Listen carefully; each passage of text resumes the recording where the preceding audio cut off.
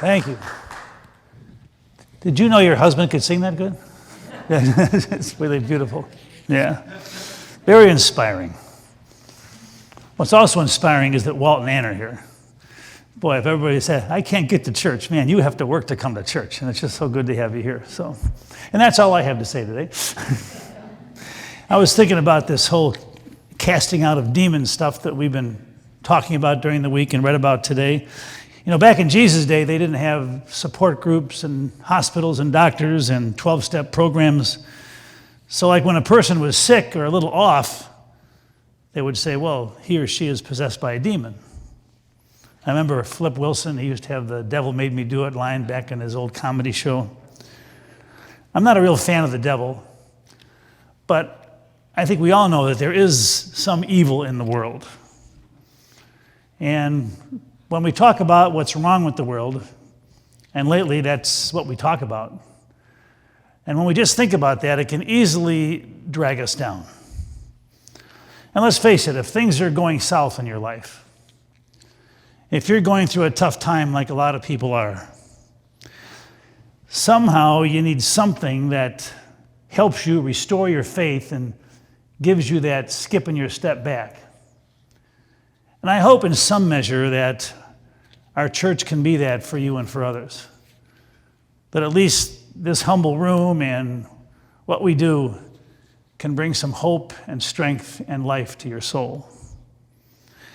And I know the demons are really not about the devil. Demons are about sometimes the conflicts in the human spirit. You know, when the goodness of your spirit gets put on the back burner, when you feel like your soul and spirit are a bit wrinkled, we kind of lose our way. And we become less than the person we really want to be.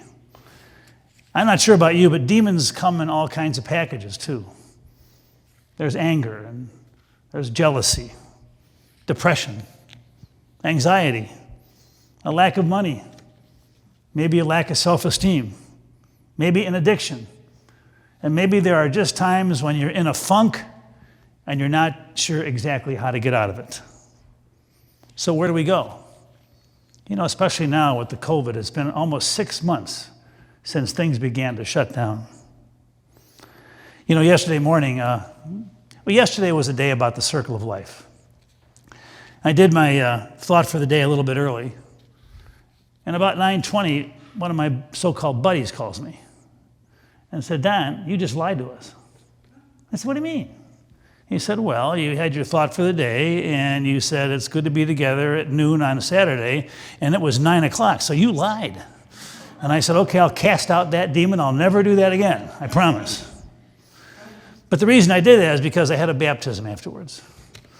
And baptisms and weddings and funerals, everything is different now. They get put on the back burner, and finally this young lady who grew up here, she had canceled the baptism 2 or 3 times. She said, Don, I just want my daughter baptized. And I said, then let's baptize her. And she said, can we do it outside? Of course. So we went out and did the baptism, and it was such a beautiful day yesterday, a little breeze, sunshine, and it was just really nice. And afterwards, the family said, would you like to join us for breakfast? And I said, yeah, where are you going to go? Right behind your garage.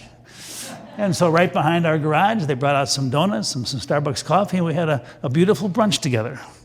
Now, on my way back into the church, and one of the relatives comes up to me, and she says, I just want to thank your church for making this happen. And I said, this is what we do.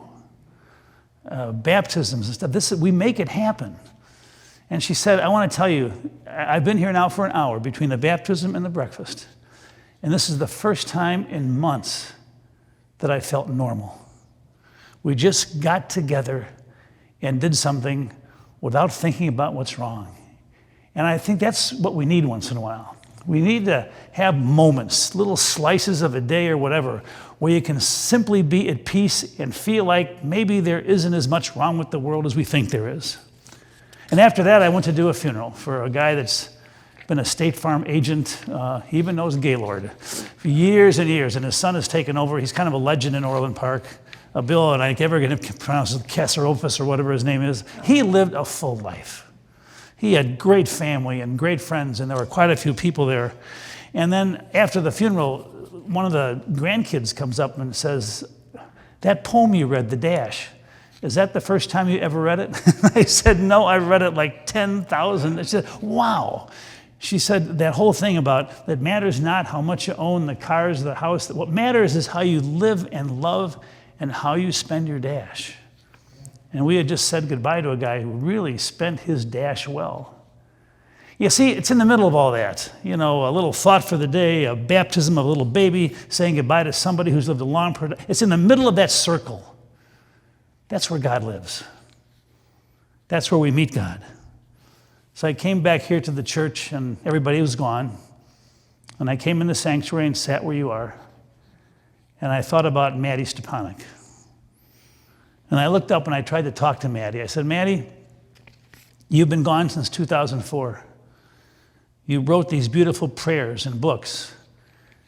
You were only 13 years old. You spent your life in a wheelchair. And yet you spoke with such depth, unconditional love and peace and inner joy." I said, "Can you just come back?" I said, "We have all kinds of saints, but you are a saint and you are an angel. And that message that you wrote in your childlike way with such wisdom is what we need to heal our country and our nation and our souls." And so I took one of the books that I had on the altar and I read a couple of the things that he said. Like this: "Lord, don't move your mountain. Just give me the strength to climb it. You don't have to remove the stumbling blocks. Just help me, Lord, and lead me around it." And I'm thinking, yeah, we have demons that need to be cast out, and we have mountains to climb and all kinds of stumbling blocks. But what we do is you climb the mountain with God's help and the help of each other. You go around the stumbling blocks, and that's what life is about. And then I just love this. He says, and he's talking about life. He says, "Life, however you press me and pain me and dare me, I will live life fully. I will find peace in the storm of disease. I will find joy in the heart of pain, because my name is Maddie Stepanek, and I'm told that I'm a champion, but I'm not. I'm not a champion. I'm just a messenger." Ha. On this Labor Day weekend, honoring those who fought for workers' rights and still do today, we honor the labor and the work of so many people that help us get through ordinary Mondays and Tuesdays and Wednesdays. And I also know now that you and I, in our own way, we are messengers. And Maddie is a messenger. And hopefully this thing we are going through is one day going to end, but not until we come together and each one of us chooses to be a messenger of peace. Amen. If you're able to, please rise for the creed.